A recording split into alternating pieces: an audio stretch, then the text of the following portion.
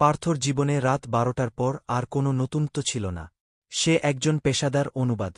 পুরনো, জরাজীর্ণ বইয়ের পাতা থেকে শব্দ ধার করে অন্য ভাষায় রূপান্তর করাই তার কাজ। শহরের এক প্রান্তে একটি পুরনো কাঠামোর অ্যাপার্টমেন্টের 3 তলায় তার বসবাস। চারপাশের দেয়ালে স্তূপীকৃত বই আর টেবিলের ওপর টিমটিম করে জ্বলতে থাকা একটি সবুজ শেডের টেবিল ল্যাম্প, এই ছিল তার রাতের পৃথিবী।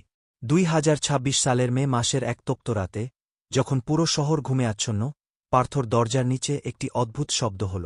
কেউ যেন খুব সাবধানে একটা কাগজ দরজার ফাঁক দিয়ে ভেতরে গলিয়ে দিল। পার্থ ঘড়ির দিকে তাকাল।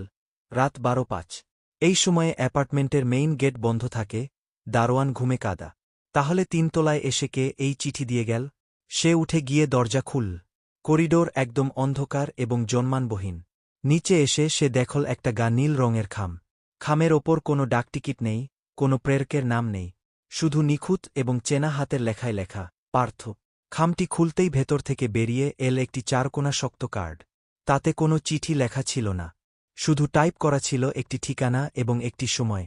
মায়া জংশন, প্ল্যাটফর্ম নম্বর 4। রাত 2:15। ট্রেন নম্বর 000।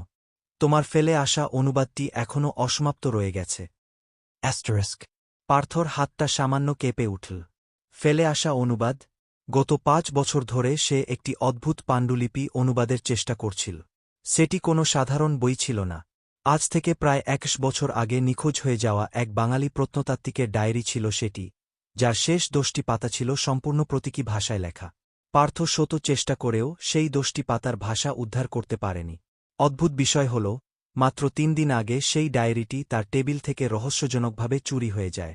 কার্ডটি উল্টে দেখতেই পার্থর চোখ আটকে গেল।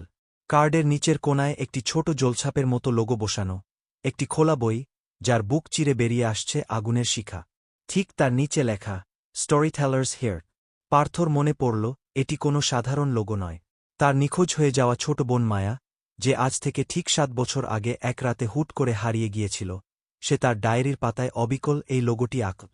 মায়া বলত, প্রতিটি মানুষের হৃদয়ে একটা গল্প থাকে ভাইয়া।